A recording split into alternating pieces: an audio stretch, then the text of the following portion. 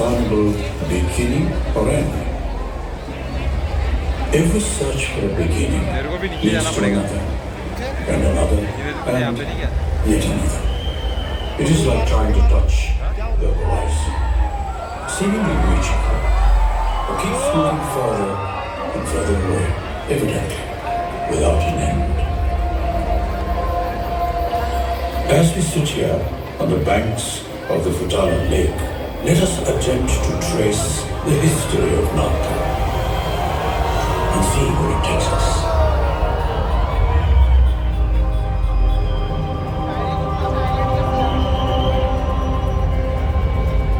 The first instance of the name Nagpur, seen in writing, was in 940 AD. A copper plate with the name Nagpur was unearthed in Deoli village, a part of today's Wardha district.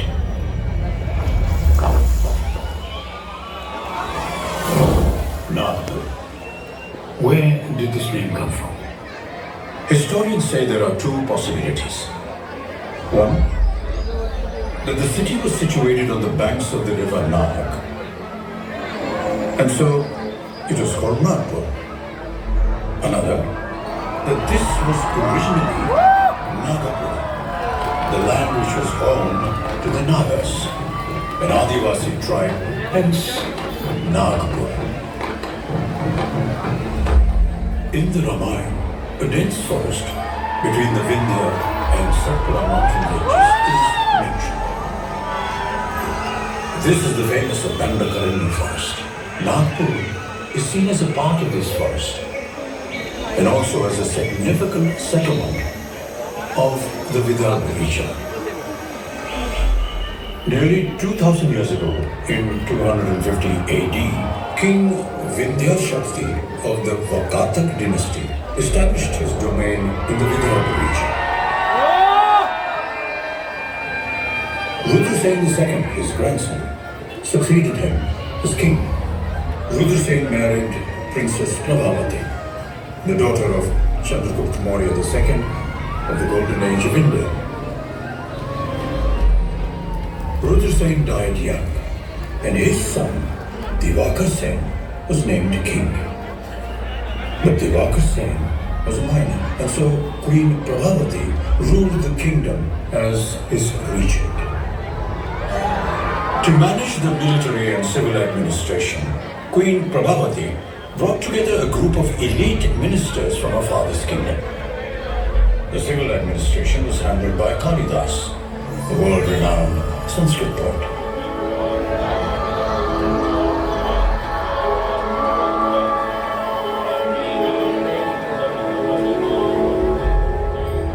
Kalidas composed his epic romantic poem Meghadoot in nearby Ramgiri, today's Ramtek. Kalidas and Meghadoot are thus associated with Nagpur.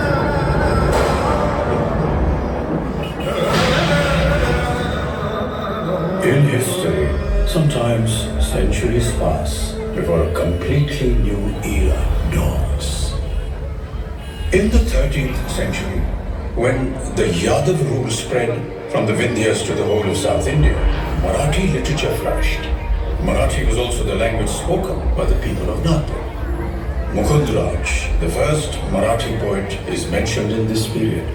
King Hemadri, another Yadav king, constructed a number of temples and other monuments during his reign. His style of architecture came to be known as Hemadpant. In Adasa, Ambhora, Bhugaon, Ramtek in Nagpur district, and many other places, one can find temples that reflect this style of architecture. In the year 1318, Qutbuddin Mubarak Shah defeated the Yadav king Harpal Dev. He was the first to introduce Islamic culture in Vidarbha and large parts of Maharashtra.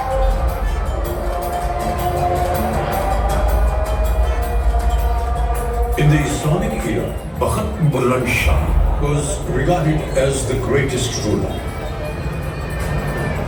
He conquered the surrounding hamlets and villages and made Nagpur a strong center. He was from the Rajgond dynasty.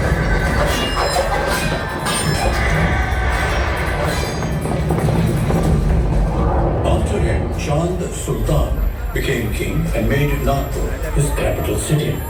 Chand Sultan built the Jumma Talab, which we now know as Gandhi Sagar. Jumma Talab was the only source of water for the entire city. Walls and gates were built around the city.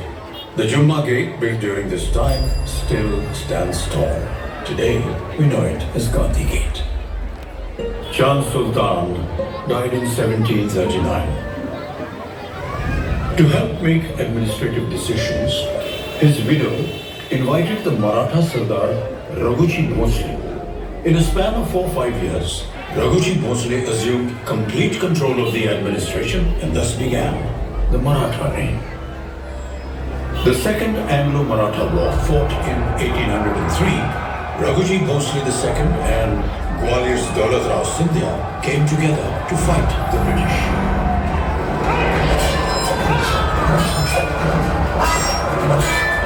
They were defeated and had to hand over a large part of their kingdom to the British. This heralded the beginning of British rule.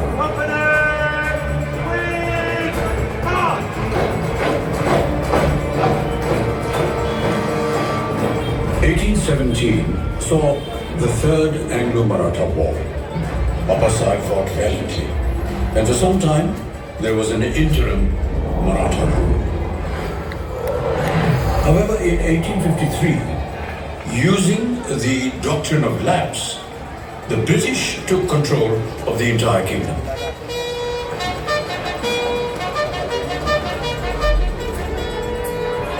This was just 4 years before the Sepoy Mutiny, the first war of Indian independence. The tentacles of British rule were spreading all over Hindustan. The English established the central provinces with Nagpur as its capital. In 1891, the 7th Indian National Congress Assembly was held in Nagpur. This infused a new surge of energy to the freedom movement. In 1907, the British conducted a survey of India. Like the navel is the center of the human body, the zero milestone was laid, and Nagpur became the geographical center of India. In a way, Nagpur is India's nucleus. In 1907, Lokmanya Tilak emerged as the leader of the extremist group of Congress. In Nagpur, Dadasaheb Khaparade, Dr. Balkrishna Shivaram Munje, Dr. Keshav Baliram Hedgewar represented the Tilak school of thought. In the same year, the Congress Assembly was to be held. Many wanted Tilak to preside over this session. School and college students took out processions carrying pictures of Tilak, Lala Lajpat Rai, Aurobindo Ghosh, and Bipin Chandra Pal. Students of Morris College welcomed their European professors with slogans of Vande Mataram. The streets, lanes and by-lanes of Nagpur reverberated with the strains of Vande Mataram. And with that began a new movement, boycott British goods. By the time of Tilak's death in 1920, many changes had been introduced in Congress. Gandhiji declared Purna Swaraj, or total independence, at Sevagram, 75 kilometers from Nagpur, and made Sevagram his Karma Bhumi, place of destiny. In 1925, on Vijayadashmi Day,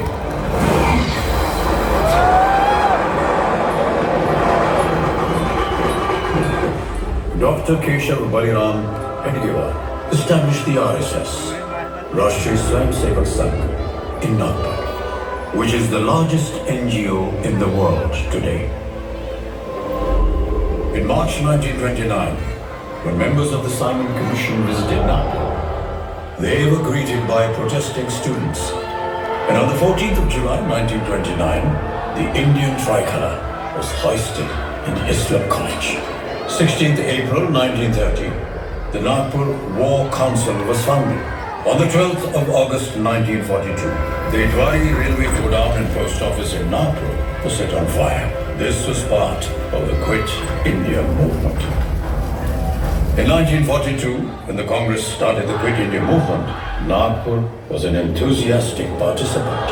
15th of August 1947, India became independent. The Indian national flag was unfurled from the ramparts of the historic Sitabardi Fort. When the world sleeps, India will awake to life and freedom. 14th October 1956, under the leadership of Dr. Babasaheb Ambedkar, 380,000 people gathered in Nagpur to embrace Buddhism. Diksha Bhumi, where this event was held, is today a sacred Buddhist site.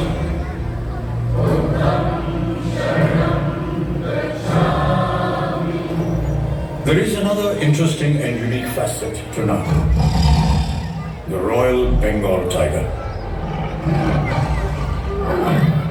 Apart from being known as the Orange City, Nagpur is also the tiger capital of India. Nagpur's influence in the print media is notable.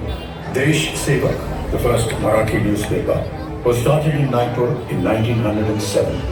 And in 1922, the first bi-monthly Sanskrit magazine was published.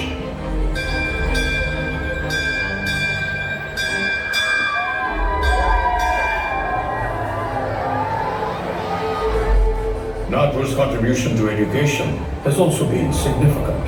In 1920, there were 46 public schools. An exclusive school for girls was first established in Sitabardi in 1878. In 1923, the Nagpur University was founded. The Government Medical College, established in 1947, was then the largest medical college in Asia. Nagpur is home to a unique festival, Marbat, not seen in any other part of India. Large idols are specially made and taken on a procession through the streets of Nagpur. This is believed to remove all evil and negativity affecting the city. This circumambulation of the city ends with the burning of the idols at the Naik Talam. This tradition is over 100 years old. Ram Navami Shobha Yatra is another popular festival in Nagpur. Idols of Ram, Sita, Lakshman and Hanuman are placed on a decorated chariot and taken out on a procession, accompanied by music and dance. Many prominent personalities of Nagpur have been part of the progress and development of India. Nagpur's contribution to the country has been multifaceted and truly colorful. Like a kaleidoscope, Nagpur is a place of many shades and hues, engaging, eternal.